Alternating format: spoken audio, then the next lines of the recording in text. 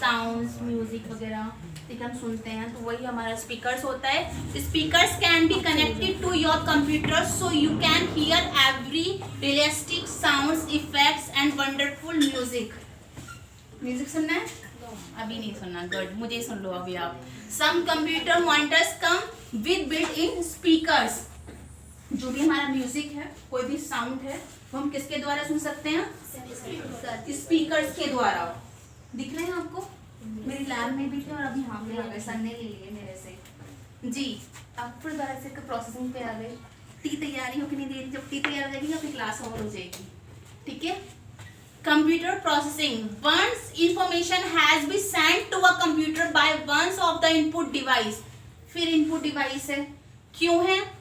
क्योंकि ये जो आपका इंफॉर्मेशन है सीपीयू का, उसके अंदर बहुत सारे पार्ट्स होते हैं सीपीयू के अंदर, जैसे मदरबोर्ड और फैन होता है। उसमें गर्मी नहीं है लेकिन आजकल, लेकिन फिर भी हम फैन चलाते हैं सीपीयू के अंदर।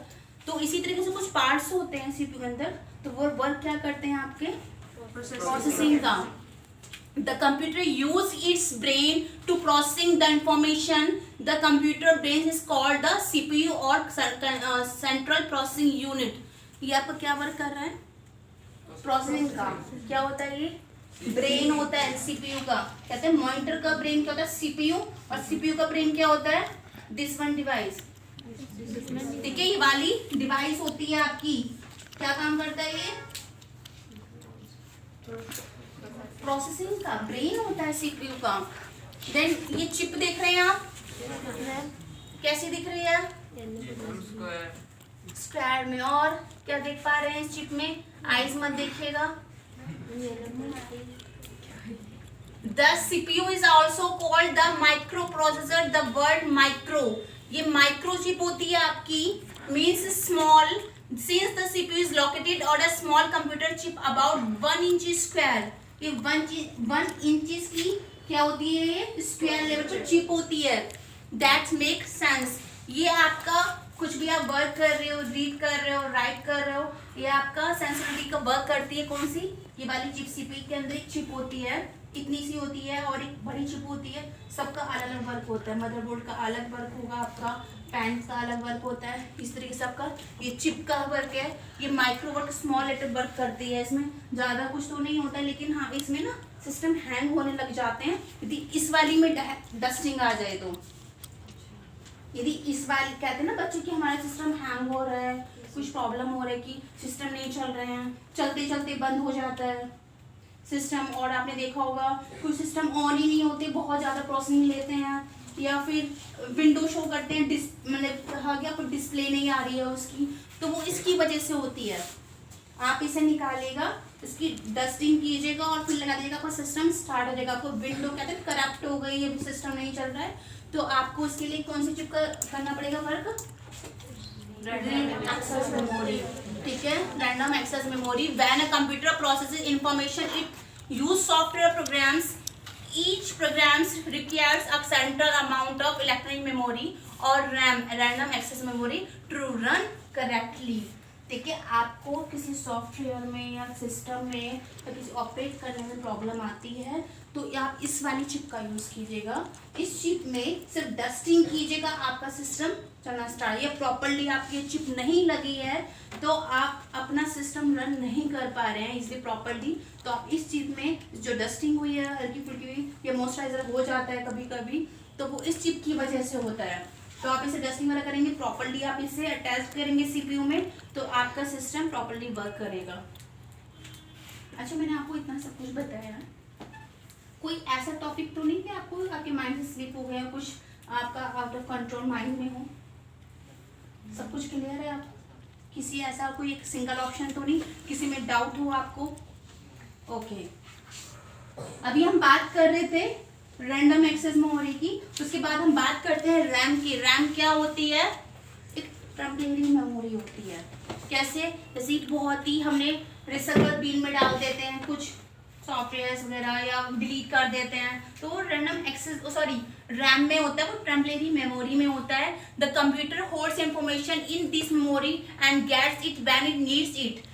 If a computer has more RAM, it can solve problem and process information faster. If you are updating your computer, more RAM is great thing to add. ये हम भी add भी करता है और out भी करता है, रिस्टोर भी कर सकते हैं और हम इसे ऐड भी कर सकते हैं। इसकी वजह से, रैम की वजह से, देखा है आपने, जैसे सपोर्टेड कुछ ट्रेस बीन होता है, रिसर्कल बीन होता है, तो कुछ ऐसे ऑप्शंस होते हैं जो कि रीड ओनली मेमोरी का वर्क होता है वो आपका, जो कि डिलीट होने के बाद वो फिर दोबारा से रीस्टोर हो जाते हैं या फिर हम उसे इजीली हम ऐड कर लेते हैं। आपने देखा होगा मैम फोन में भी ये रैम होता है 3GB जी, रैम 4GB रैम। हाँ जी, ये वही होता है आपका, रिस्टोरिंग का वर्क भी करता है, एडिंग का वर्क तो करता ही करता है, रिस्टोरिंग वर्क भी करता है। जैसे कि आपने देखा होगा, आपने सब कुछ डिलीट कर दिया, डिलीट करने के बाद आपने सोचा कि हमारी वो सारी चीजें, आपने जीमेल की आईडी अटैच की हुई है, आप चाहते हैं कि वो दोबारा से आ जाए कुछ इस तरीके से, तो वो काम वो गूगल पे जाके ऐड हो गया, तो वो काम किसने किया? रैम ने। तो इन फ्यूचर आपके साथ यदि कुछ ऐसा है तो अपने फोन में जीमेल की आईडी हमेशा ओपन रखिए। मैम फोन में ज्यादा रैम होना अच्छा होता है? सिस्टम की इतनी कैपेबिलिटी एंड कॉन्फ़िगरेशन होनी चाहिए कि वो उसको हैंडल कर सके। ठीक है, अब बात करते हैं हमारी हार्ड डिस्क ड्राइव। अभी हम हार्ड डिस्क की बात कर रहे थे कुछ देर पहले, फ्लॉपी की बात कर रहे थे, उसके बाद सीडी, डीवीडी वगैरह, फिर बात आती है हार्ड डिस्क की।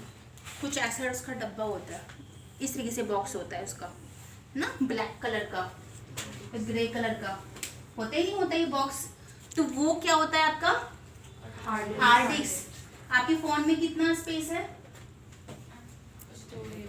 स्टोरेज कितना होता है? 48, 64, 128 लाइक मी।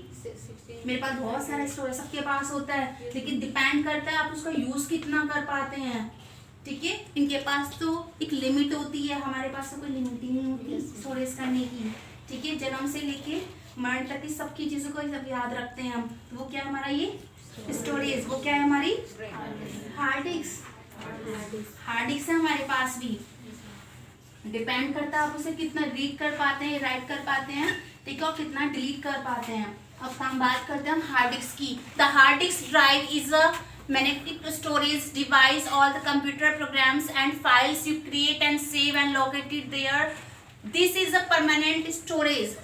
जैसे कि हमारे पास रहती है, कुछ अच्छा किया तो भूल जाते हैं 3-4 दिन में, मैम ने डांट दिया, बेटा ऐसे नहीं छोड़ूंगा, बाहर लेके बताऊंगा आज नहीं तो कल। ऐसे होता है teacher, school teacher, college teacher के साथ, ऐसा तो नहीं है? चलो कोई अच्छी बात है, आपके साथ नहीं है तो वो क्या है हमारी परमानेंट स्टोरेज।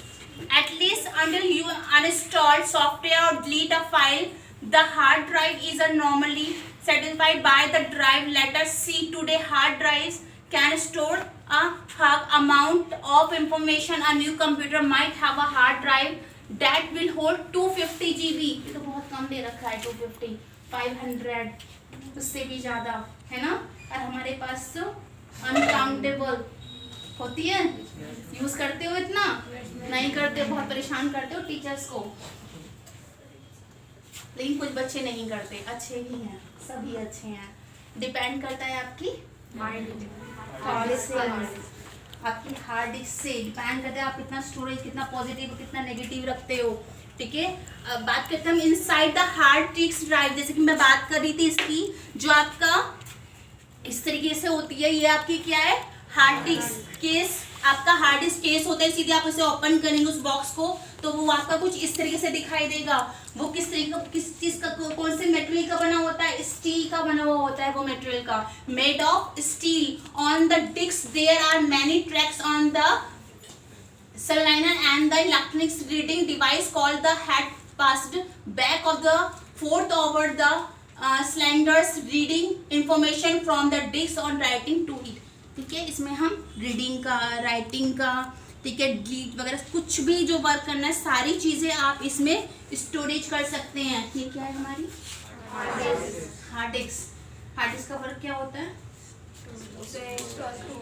मुझे आवाज़ नहीं आ रही। स्टोरेज करना, डिलीट करना, अच्छा, ऐड करना कोई भी सॉफ्टवेयर वगैरह, वो इसमें होता है हार्ड डिस्क में जाके होता है आपका। ठीक है, इस चीज़ से आप इसमें रिकॉर्डिंग्स वगैरह किसी भी चीज़ की वो आप कर सकते हैं। ठीक है। उसके बाद आपका यहाँ आता है मदरबोर्ड। आपके हर घर में एक मदरबोर्ड है, ठीक है। आपके घर में आपका मदरबोर्ड कौन है? आपकी मम्मा, आपके पेरेंट्स, ठीक है। तो सभी घर में सभी का एक मदरबोर्ड होता है, ठीक है। ऐसी सिस्टम का मदरबोर्ड ये है, देख लीजिएगा ध्यान से, जो पूरे सीपीयू को होल्ड करता है। जितना भी वर्क है, जैसे कि हार्ड डिस्क का सबका अपना अपना काम एक इम्पोर्टेंट होता है, तो ये वर्क भी आपका, भी आप इसके सिस्टम को ऑपरेट कर रहे हैं, तो वो काम किस चीज़ का है? आपका मदरबोर्ड का।